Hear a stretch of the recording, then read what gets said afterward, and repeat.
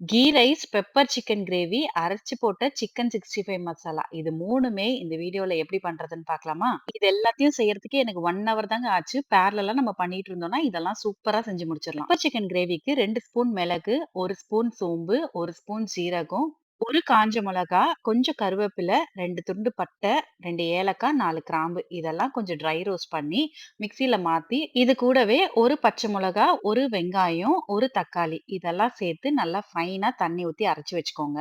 பேன்ல கொஞ்சம் எண்ணெய் விட்டுட்டு 2 பெரிய சைஸ் வெங்காயத்த பொடி பொடியா கட் பண்ணி நல்லா வதக்கி விட்டுக்கோங்க. வெங்காயம் வதங்குன உடனே கொஞ்சம் கருவேப்பிலை, 1 ஸ்பூன் இஞ்சி பூண்டு பேஸ்ட், இது கூடவே 1 தக்காளி இதெல்லாம் நல்லா வதக்குனதுக்கு அப்புறம் கொஞ்சம் உப்பு சேர்த்துட்டு, 1 ஸ்பூன் குழம்பு மிளகாய் தூளும் சேர்த்துக்கோங்க.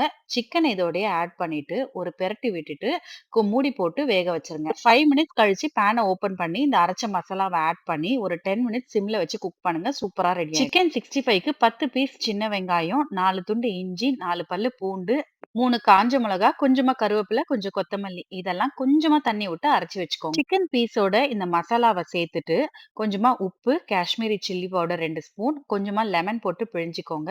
1 ஸ்பூன் கார்ன்ஃப்ளவர் மாவு, 1 ஸ்பூன் கரம் மசாலா, 1 ஸ்பூன் அரிசி மாவு இதெல்லாம் மிக்ஸ் பண்ணிட்டு 1/2 அன் ஹவர் கழிச்சு பொரிச்சு எடுத்துக்கோங்க. ரொம்ப பக்குவமா எடுக்கணும் அந்த சிக்கன. கீ ரைஸ் செய்யறதுக்கு ஒரு குக்கர்ல 1 ஸ்பூன் எண்ணெய், 1 ஸ்பூன் நெய், 4 கிராம்பு, 2 ஏலக்காய், 1 வெங்காயத்த கட் பண்ணி பொடியா சேர்த்துக்கோங்க. இது வதங்குன உடனே 20 மினிட்ஸ் முன்னாடி ஊற வச்ச ஜீரக சம்பா அரிசி சேர்த்துக்கிட்டு, உப்பு போட்டு 1க்கு 1 1/2 கப் தண்ணி ஊத்தி குக்கர் மூடி போட்டுட்டு 2 விசில் விட்டுக்கோங்க. கீ ரைஸும் சூப்பரா ரெடி ஆயிடும். இந்த கீ ரைஸ்க்கு கம்மியான இன்கிரீடியன்ட்ஸ் தான். ஆனா டேஸ்ட் சூப்பரா இருக்கும். பெப்பர் சிக்கன் கிரேவியோட வச்சு சாப்பிடுறதுக்கு.